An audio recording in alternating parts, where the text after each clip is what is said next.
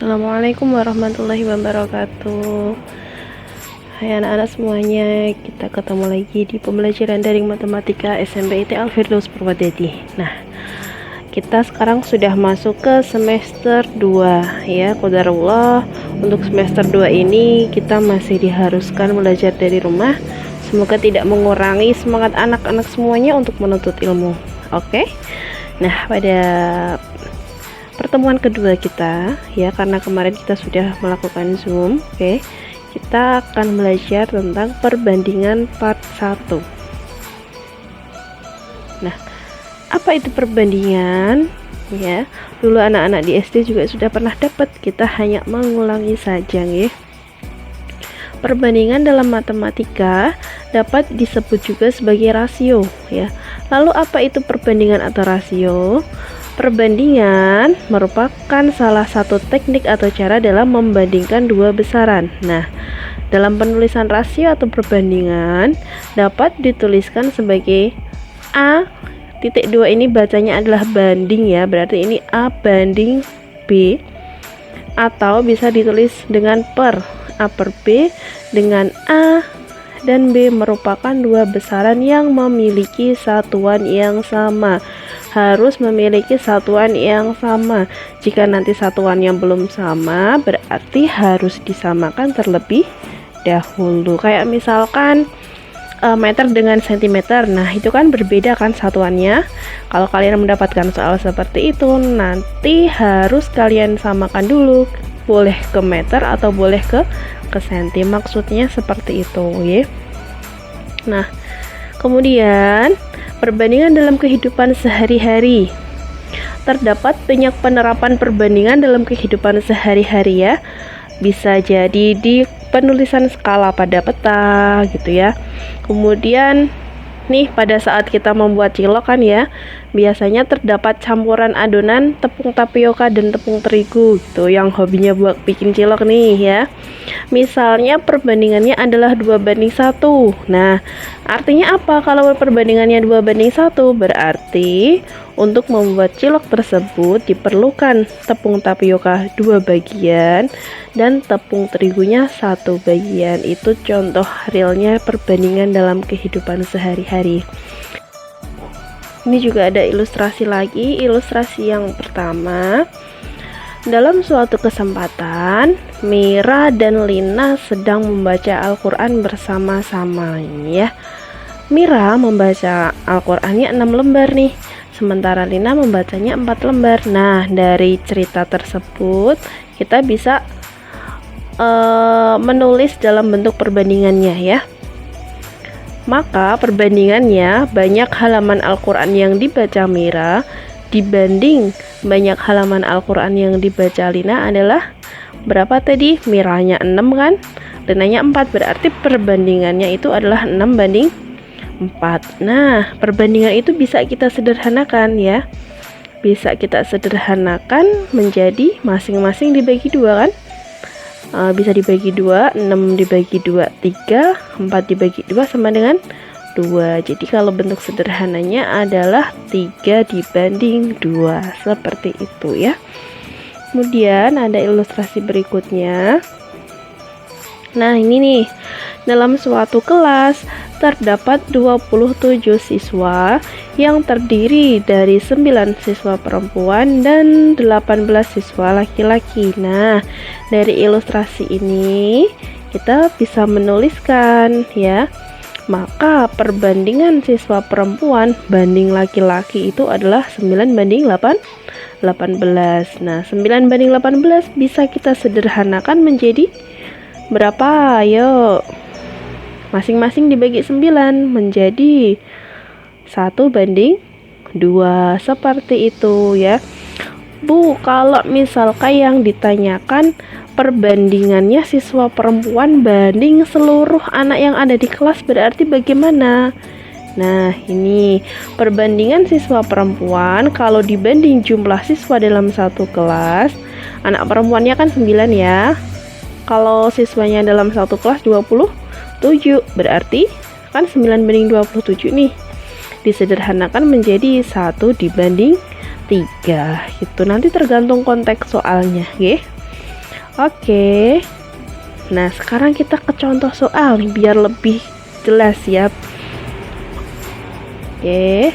Contoh soal yang pertama itu saya ambil dari buku paket halaman 169 nomor 2. Dalam suatu kelas terdapat 45 siswa. Jika banyak siswa laki-lakinya 20 orang, maka rasio jumlah siswa perempuan dengan jumlah seluruh siswa di kelas tersebut adalah. Nah, oke, kita oret-oret terlebih dahulu nih. Nah, oke, di sini lihat fokus jumlah siswanya kan 45. Jumlah siswa ada 45 ya. Siswa laki-lakinya 20, otomatis siswa yang perempuannya ada berapa?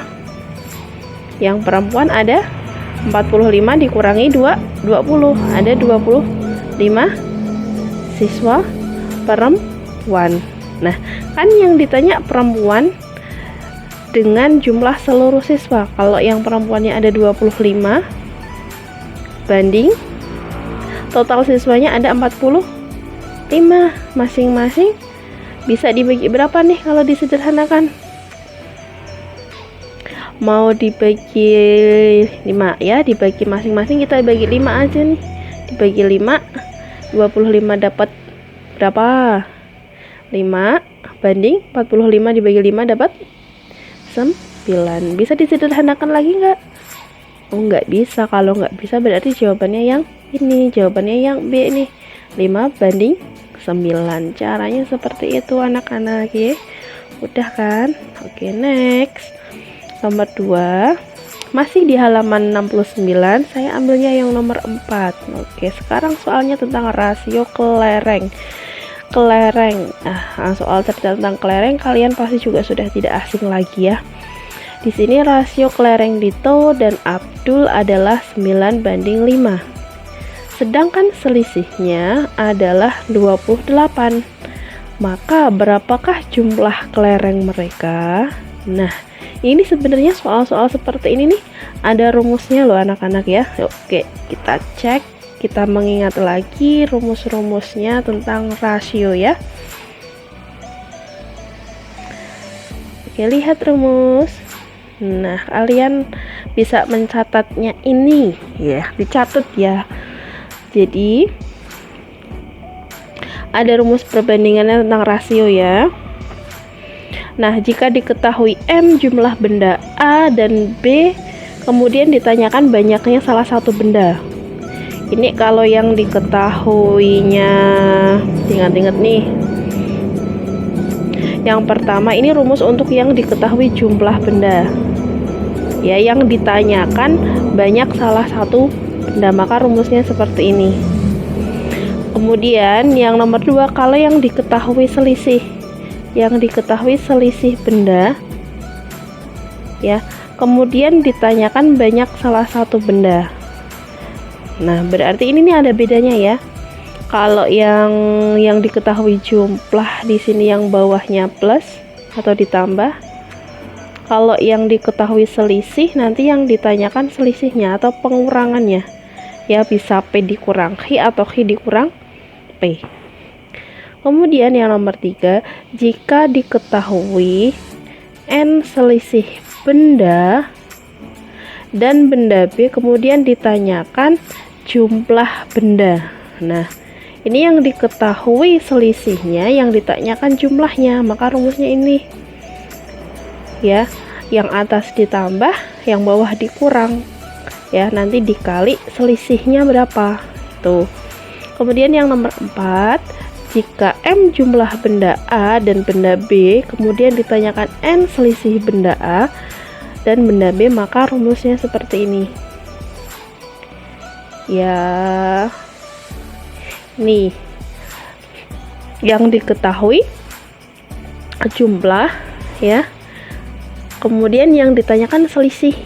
Nah, jika ditanyakan hasil kali banyak benda A dan benda B, maka dicari terlebih dahulu masing-masing benda baru dikalikan. Itu berarti nanti pakai cara yang nomor 1, baru hasilnya dikalikan. Ini rumus-rumusnya ya. Bisa kita ingat lagi waktu SD dulu. kita next kembali ke soal yang tadi.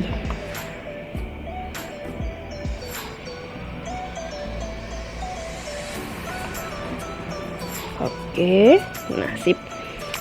Nah, ini kan yang diketahui selisihan. Oke, yang diketahui selisih, yang ditanyakan jumlah ya. Berarti ini kan perbandingannya 9:5 nih. Kalau selisih itu berarti pengurangan. 9 dikurangi 5 sama dengan 4 ya. Kalau jumlah berarti ya penjumlahan nih. 9 ditambah 5 sama dengan berapa? 14. Nah, kita dapat ini, dapat selisih, dapat jumlah kan. Yang ditanya ditaruh di atas. Ya, tadi rumusnya adalah jumlah per selisih dikali ini yang diketahui n diket gitu ya. Berarti jumlahnya berapa? 14 per selisihnya 4 dikali n nya 28. Oke, sekarang kita hitung, ini dibagi ini dapat berapa? Dapat 7 kan. Nah, 14 dikalikan 7 dapat berapa? Ayo dihitung, dapat 98. Caranya seperti itu ya, mudah kan?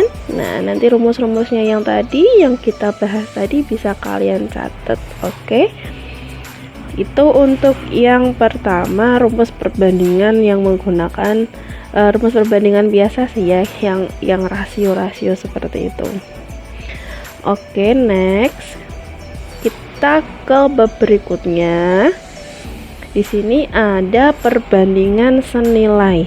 Oke, lihat contohnya dulu ya.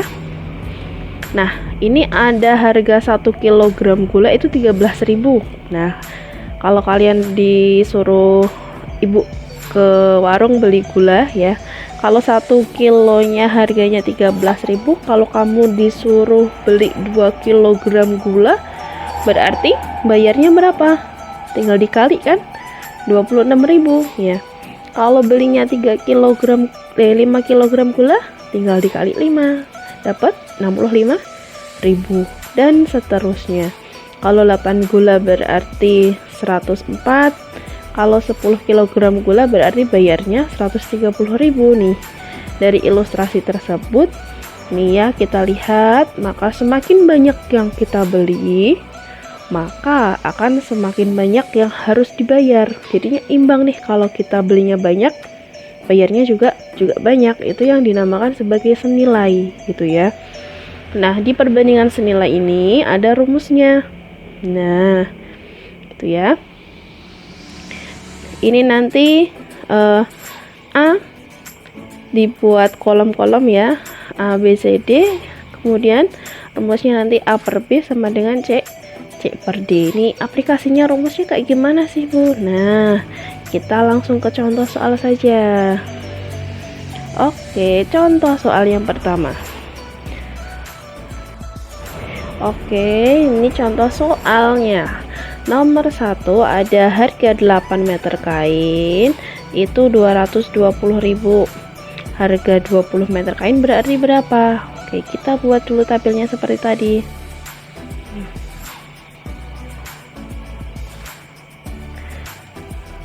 Ini kain ya, ini untuk kolom kain,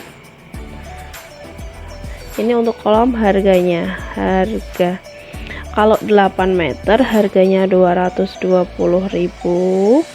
Kalau 20 meter harganya berapa? Kita boleh memisalkannya dengan X ya. Tuh, langsung tadi rumusnya adalah 8 per 20 sama dengan 220.000 per X. Nah, setelah itu kita kalikan silang. Kalau modelnya seperti ini ya, kita kalikan silang, ini dikalikan dengan ini yang 220.000 dikali 20 gitu ya. 8 dikali X hasilnya 8X sama dengan 220.000 dikali 20 Ini tetap kita tulis lagi jadi 8x ya. Ini 220.000 dikali 20 hasilnya 4.400.000. Nah, berapa nilai x-nya? Nilai x-nya berarti ini 4.400.000 dibagi 8 sama dengan berapa? Ayo, 4.400.000 dibagi 8 hasilnya adalah 550.000 rupiah gitu ya. Jadi semakin banyak yang kita beli, harganya juga semakin mahal. Oke, boleh menggunakan cara ini, atau kalian mau mencari cara harganya dicari satuan, boleh banget ya. Kalau di sini lihat lagi, kalau 8 meter itu harganya 220.000, berarti harga 1 meternya kira-kira berapa nih? Berarti kan 220.000 dibagi 8 kan, 220.000 dibagi 8 berapa hasilnya? 27, berarti 1 meternya itu 27.500 ya. Nah, berarti kalau 1 meternya 27.500, berarti kalau harga 20 meternya tinggal dikali aja, 20 dikali 27.500 hasilnya sama 550.000. Oke, mau pakai cara yang seperti ini boleh, mau pakai cara yang dicari harga satuan juga boleh, hasilnya sama gitu ya. Nanti anak-anak lebih paham yang mana, silahkan dipakai caranya. Oke, yang nomor 2, sebuah toko pakaian menjual satu lusin baju dengan harga 600.000. Jika Zahwa membeli baju sebanyak 18 buah, maka yang harus dibazar Zahwa adalah, ini lihat. Oke, kita buat lagi kotaknya. Isinya harus pas ya untuk baju ya. Di sini baju, kolom baju, yang di sini kolom harga. Satu lusin baju, kalau satu lusin itu berarti berapa buah? Satuannya harus sama ya. Satu lusin itu ada 12 buah. Kalau 12 buah harganya 600.000. Nah, berarti kalau dia beli 18 buah harganya berapa gitu. Oke, kita pakai rumus yang itu tadi. Berarti 12 per 18 sama dengan 600.000 dibagi per X. Kemudian setelah ini dikali silang ya. 12 nya dikali X sama dengan 12X. Yang 18 nya dikali 600.000. 18 dikali 600.000. 12x nya kita tulis lagi, 18 dikali 600.000 berapa hasilnya? Pinter, 10.800.000. Nah, x nya berarti 10.800.000 dibagi 12. Nah, berapa yuk hasilnya yuk? 10.800.000 dibagi 12 sama dengan 900.000. Oke, nice. Jadi kalau beli 18 baju dia harus membayar 900.000 gitu ya. Mau pakai cara seperti tadi ya, yang dicari satu buahnya harganya berapa. Oke, kalau 12 baju harganya 600.000, berarti harga satu bajunya berapa? Berarti 600.000 dibagi 12 ya. Berarti harga satu bajunya adalah 50.000 gitu. Nah, kalau satu bajunya 50.000, berarti kalau dia beli 18 baju tinggal dikali aja kan. 18 dikali 50.000 sama kan hasilnya 900.000. Oke, nice. Mau pakai cara yang mana? Silahkan ya. Nah, yang sudah kita pelajari hari ini bisa kalian aplikasikan dengan mengerjakan soal latihan. Oke ya. Soal latihannya ada di sini nih. buku paket halaman 169 nomor 3, 5, dan 6. Kemudian nanti hasilnya silahkan kirimkan via WhatsApp, masih di nomor saya yang dulu ya. Semangat belajar, jangan mudah menyerah. Kalau kalian mendapatkan kesulitan, boleh bertanya. Oke, kita akhiri pertemuan pada hari ini. Wassalamualaikum warahmatullahi wabarakatuh.